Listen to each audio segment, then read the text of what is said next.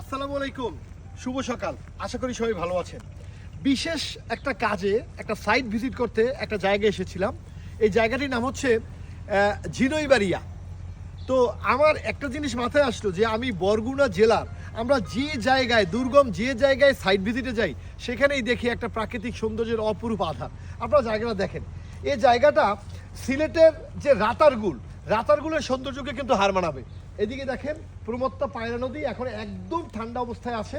এইদিকে দেখেন এই ম্যানগ্রোভ ফরেস্ট, এদিকেও কিন্তু প্রচুর ম্যানগ্রোভের গাছ রয়েছে, পিছনে একটা বেড়িবাঁধ, অদ্ভুত সুন্দর জায়গা। অর্থাৎ আপনি আপনার পরিজন নিয়ে বিকেলবেলা যদি পিকনিক করতে চান বা যে কোনো এক শুক্রবার যদি পিকনিক করতে চান, এটা কিন্তু কোনো বিষয়ই না। একটা অটো নিয়ে বরগুনা শহর থেকে মাত্র 8-10 কিলোমিটার দূরে কিন্তু এই ঝিনইবাড়িয়া জায়গা।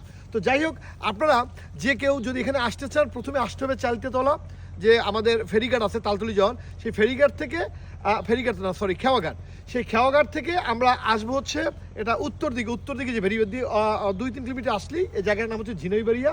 অদ্ভুত সুন্দর, এখানে একটা মাদুর বিছিয়ে বিকেলবেলা পিকনিক করলে দুর্দান্ত হবে।